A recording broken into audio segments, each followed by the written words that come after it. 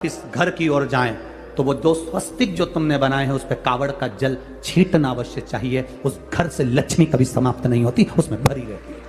कावड़ियों का स्मरण में आना चाहिए। जब जल भरने जाओ तुम्हारे दरवाजे पर स्वस्तिक बना होना चाहिए।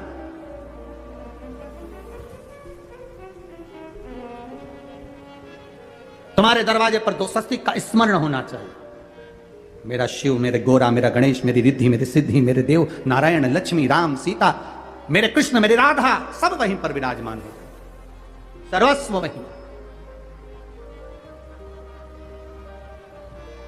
कावड़ियों को स्मरण होना चाहिए और कावड़ियों को इस बात का भी स्मरण रखना चाहिए कि अपनी कावड़ यात्रा, जैसे सीहोर में तो 10-11 किलोमीटर की है। सीहोर सीवन नदी से जल भरा और 11 किलोमीटर दूर बाबा कुबेर भंडारी को चढ़ाया।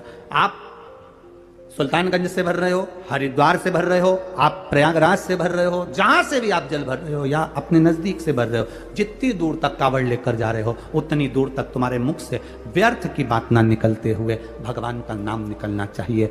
बोल बम का नारा है,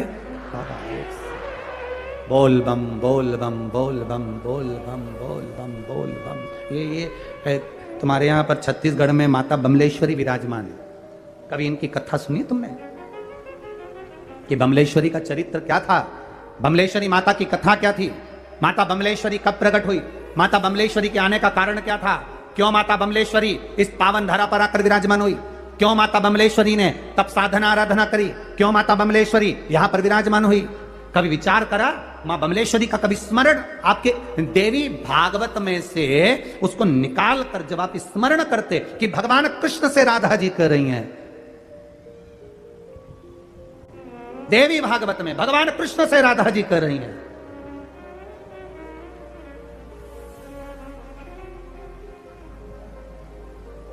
कि वो स्थान राधा जी भगवान कृष्ण से कर रही हैं, कि वो स्थान देवी भागवत,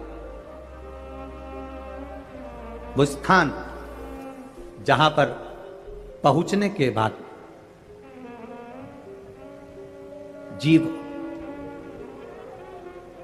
दर्शन कर कर जिस भूमि पर मात्र चरण जीव के पड़ जाएं, ऐसी कोई पवित्र भूमि जहां पर केवल पांव रखाए और जीव के मनवांचित फल की प्राप्ति हो जाए, मतलब बोला और काम हुआ, वो स्थान कोई हो सकता है? भगवान कृष्ण ने राधा जी से कहा, राधा तुम उस स्थान को क्यों ढूंढना चाहती हो, कारण क्या है? राधा जी कहती है, उस स्थान पर बस मतलब बोला और काम हुआ, वो स्थान मुझे चाहिए।